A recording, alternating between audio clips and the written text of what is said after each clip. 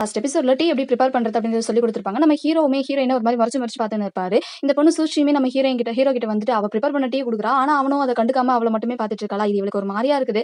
உடனே அந்த நம்ம ஹீரோயின் நான் போட்ட டீயை நீ குடிக்கிறியா அப்படின்னு சொல்லிட்டு நம்ம ஹீரோட ஃப்ரெண்டு கிட்ட எடுத்துட்டு வரலாம் வரும்போது இவனுக்கும் அதை பார்த்து ஜெலஸ் ஆயிட்டு அதை கூட நான் குடிக்கிறேன் அப்படின்னு சொல்லிட்டு அங்கிருந்து எழுந்து வந்து நம்ம ஹீரோயின் குட்டியை குடிச்சிடறான். ரொம்ப கேவலமா இருக்கு, கன்றாவியா இருக்கு, நீ போறது நல்லாவே இல்லை அப்படின்ற மாதிரி சொல்லும்போது இவனுக்குமே நீ எதுக்கு அதை குடிச்ச அப்படின்னு சொல்லிட்டு அவளுமே அதை வாங்கின்னு போய் உட்காந்துடுறா. இப்போ அந்த கிளாஸ் எல்லாம் முடிஞ்சதுக்கு அப்புறமா ஈவினிங் நம்ம சாரை மீட் பண்றதுக்காக நம்ம ஹீரோயின் அவங்களோட ரூமுக்கு போறாங்க. அங்க போன உடனே ஃபுல்லாவே ஓவியமா தான் இருக்குது. அது பார்த்த உடனே சார் நீங்க ஓவியம்லாம் வரைவீங்களான்னு சொல்லி கேட்கிறா.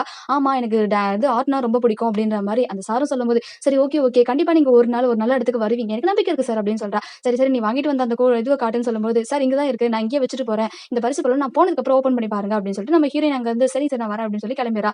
அவருமே அதை ஓப்பன் பண்ணி பார்த்துட்டு அட கடவுளே இது அந்த ஜாடியே இல்லையே அப்படின்ற மாதிரி சரி ஓகே இதில் நான் எங்க அவகிட்ட கேட்கறது நான் அமைதியா எடுத்து வச்சிடறாரு. நெக்ஸ்ட் நம்ம ஹீரோயின் ஸ்கூல் முடிச்சுட்டு வீட்டுக்கு போலான்னு வரும்போது அந்த இடத்துல மேலே யாரோ பூத்தர் தெரிய விட்டுறாங்க.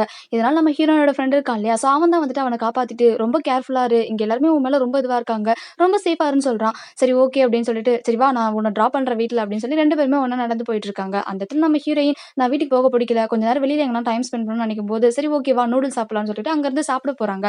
அப்ப நம்ம ஹீரோயின் கேக்குறா நீ எப்படி என்கிட்ட மட்டும் இவ்வளவு நல்லவனா இருக்க, எனக்கு ஒண்ணு ரொம்பவே பிடிச்சிருக்குன்னு சொல்லும் பொழுது நீ ரொம்ப காமா இருக்க, ரொம்பவே அழகான பொண்ணா இருக்க, நீ ரொம்ப சாஃப்ட் அண்ட் கேர்ளா இருக்க, உன்ன மாதிரி நான் பார்த்ததும் இல்ல, அது மட்டும் இல்லாம நம்ம ரெண்டு பேரும் எப்போ மீட் பண்ணோன்றது உனக்கு ஞாபகம் இருக்கா, உன்னோட அம்மாவோட மரணத்தை தான், எனக்கு உன்னை ரொம்பவே பிடிச்சிருக்கு அப்படின்ற மாதிரி சொல்றான். ரொம்பவே தேங்க்ஸ், நீ ஆச்சுன்னா என்கிட்ட நல்லபடியா நடந்திருக்கே அப்படின்ற மாதிரி இவங்க ரெண்டு பேரும் பேசிட்டு இருக்காங்க.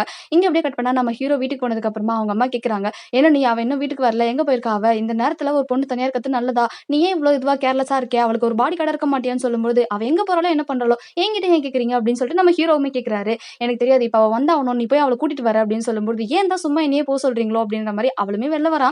அங்க வந்து பார்த்தா நம்ம ஹீரோவோட ஃப்ரெண்டும் அவள நடந்து வரத பார்த்த உடனே ஐயோ இப்ப நான் என்ன பண்றது எப்படி பண்றது அப்படின்னு சொல்லிட்டு சரி ஓகே எதனா ஒன்று மேனேஜ் பண்ணணும்னு சொல்லிட்டு அங்க இருந்து ஜாகிங் போற மாதிரி போறான். இதை பார்த்த உடனே இவனுமே எங்கடா போறேன்னு சொல்லும்போது தெரியல ஜாகிங் போறான் அப்படின்னு சொல்லிட்டு அவன் பாட்டுக்கு போறானா.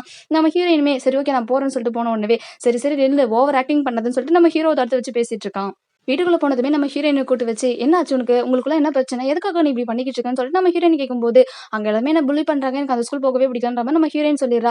யார் இவ்வளவு புள்ளி பண்ணது, நீ அவளை ப்ரொடெக்ட் பண்ண மாட்டியா, உனக்கு ப்ரொடெக்ட் பண்றது தவிர்த்து என்ன வேலை கிடக்குது, நீ தான் அவளை பாதுகாக்கணும், இதுக்கப்புறம் ஸ்கூல்ல அவளுக்கு என்ன நடந்தாலும் நீ தான் பொறுப்பு அப்படின்ற மாதிரி சொல்லிடுறாங்க. இதனால நெக்ஸ்ட் டேல இருந்து நம்ம ஹீரோக்கு வேற வழியே இல்லாம அவளையே சுத்தி சுத்தி வர மாதிரி இருக்குது. இதெல்லாம் பாக்குற எல்லாருக்குமே ஒரு மாதிரி ஜலசா ஃபீல் ஆகுது. நம்ம ஹீரோனோட ஃப்ரெண்டுமே என்னடி உங்களுக்குள்ள ரெண்டு பேருக்குள்ள செட் ஆயிடுச்சா அப்படின்ற மாதிரிலாம் பயங்கரமா புள்ளி பண்ணிக்கிட்டு இருக்கா கிளாஸ் ரூம்ல.